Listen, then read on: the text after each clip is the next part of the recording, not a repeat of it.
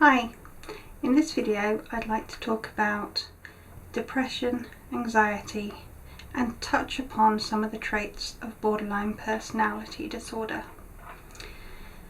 I have been suffering from depression since I was a child. I had my only attempt at suicide when I was 14. My childhood wasn't the best. I went from one home where someone in that environment was physically abusing me to another home where someone in that environment was mentally abusing me.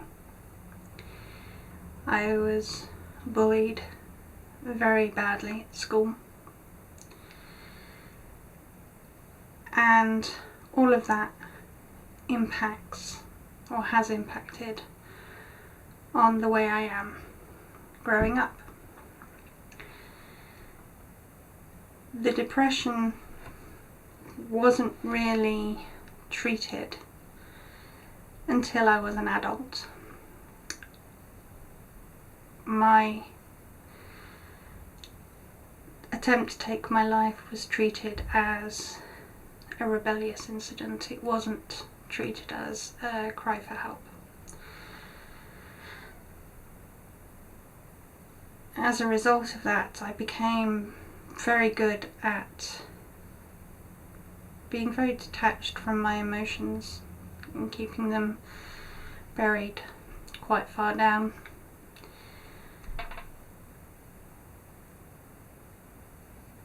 When I was first diagnosed with depression, it was just a chemical imbalance. And this is something I'm going to have to live with for the rest of my life. I do take medication for it, but I've also become very adept at recognizing when my mood is getting too low, and that's when I need to go to the doctor and ask for a little bit more help. My mood fluctuates extremely quickly. I can in an hour fluctuate from being bouncing off the walls happy to the world is ending, how can I go on, depressed. And as a result of this, I thought I had bipolar disorder. So I went to my doctor and I'd asked about this. And I found out that in bipolar you do have that mood fluctuation, but it tends not to be so quick. It tends to last a lot longer in between fluctuations. So I was referred to a psychiatrist who would look into it a bit more and try and get an idea of what was going on.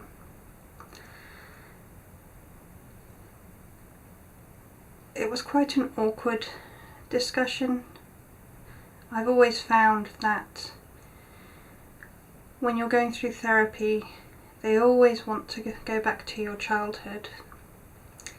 And I'd been through quite a few different types of therapy by that point, and I'd talked my childhood to death. I had come to terms with the things that had happened to me, and I didn't think my current way of being had anything to do with that. Unfortunately, I was wrong.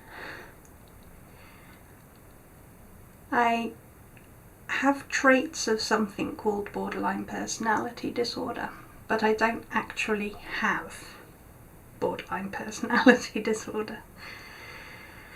The traits I have are: I'm very distrustful. I always assume that people are going to abandon me. I have this ingrained knowledge. It's not a feeling, it's deeper than that. I know people don't like me. And this is what I now call my crazy voice. So I have my crazy voice and I have my sane voice, and I live with both of them warring with each other. So my crazy voice says, people don't like you. People are trying to trick you. See those people over there who you don't know? They're plotting against you. Even to the extent that for the longest time I was expecting my husband to leave me at any moment, because how could he possibly want to spend the rest of his life with me? It spreads to work. People go into a meeting and crazy voices there saying they're talking about you. They're doing something to hurt you. They're talking about planning something to hurt you. And this is something I live with every single day.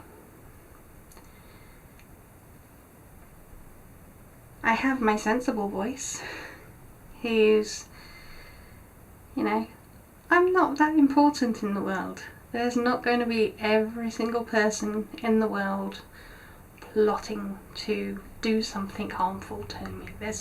Why? Why would they? I know I have friends who like me, and I know my husband loves me.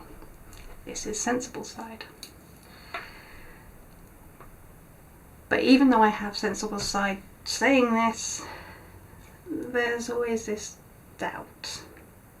This little whisper going, yeah, you think? And these are the borderline personality disorder traits that I suffer from.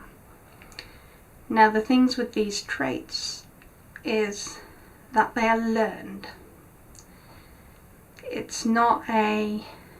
These aren't caused by a chemical imbalance. These aren't caused by me feeling down. These are caused by things that have happened to me that have proven to something deep down inside of me that these thoughts are true. So as a result, I've had to try and unlearn those behaviours and those thought processes.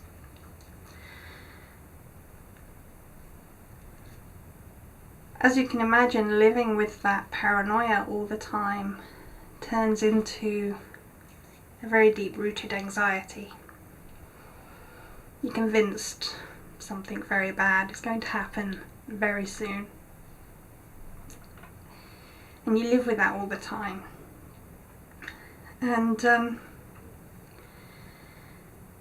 my anxiety got to a level that it started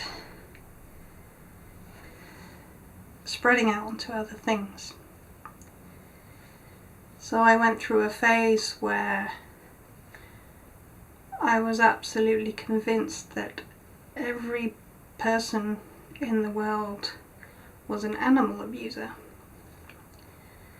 I would see somebody walking their dog and I'd be absolutely convinced that they were doing things to hurt that animal. People would tie their dogs up outside shops and I would want to just take those dogs away. I still have, to an extent, I can't watch anything. If you've got something on the TV or a film and an animal's about to be harmed in that film, I know it's not real, but that anxiety comes back. And it got so bad that I started to have hallucinations. My hallucinations took the form of cats. I don't know why. And I lived for several weeks, possibly a couple of months, I don't know, of being surrounded by cats. There were cats on my desk at work, there were cats in my car, there were cats in the shops. And it was, I think there was something in me that knew it wasn't right, because I never outwardly reacted to them. Whereas if it had been a real cat, I would have been stroking them and cuddling them and all of this. But it never really hit me that they weren't real until I was looking after a friend's rabbit, and as I was about to leave, a cat ran up the stairs in their house, and I knew they didn't have a cat. So I thought one had got in from outside, and I must have spent a good hour and a half looking for this cat, and it just dawned on me that it wasn't real. So I went to the doctor with all of these things going on, this anxiety, these thoughts about other people and what they were capable of, and seeing cats, and they prescribed me an antipsychotic, which has helped a great deal, I have to admit. I no longer see cats. I quite often wish I still did, to be honest. It was quite pleasant, but I don't anymore. The paranoia is still there to some extent, but if it gets a bit too loud, I talk to people about it now. So my boss is aware of what goes on through my brain, and he's now gotten to a point where he can recognise where, if I'm getting agitated, and he will calm me down. My husband, again, poor man, he deals with so much. But, you know, if you can see me getting agitated about, was it yesterday, I saw a dog that I thought wasn't with anybody, but his owner was just around the corner. They were walking the dog. And, you know, he'll just be like, stop it, you know, it's fine, don't worry about it. So I deal, but I'm going to be dealing with this probably for the rest of my life. And it's a strange way to be, especially when outwardly you're always trying to put on this happy demeanour. My life is good. My life is really good. I have problems, health problems you're all aware of already. But I have a home, I have a job, I have my husband who loves me, I have friends and family who love me, I have my dog she's everything to me. So there's nothing wrong with my life, really. And I just have to remind myself of that all the time. I think the point of all this is, if you suffer from these things, try to learn to recognise when you need to ask for help. And if you suffer from them for a long time, you can recognise these things. It is possible. Don't just bury your head in the sand. Don't just wait for it to get better. Work on it. Work on how you react to things, and just try and get on with the world. So yeah, that's me.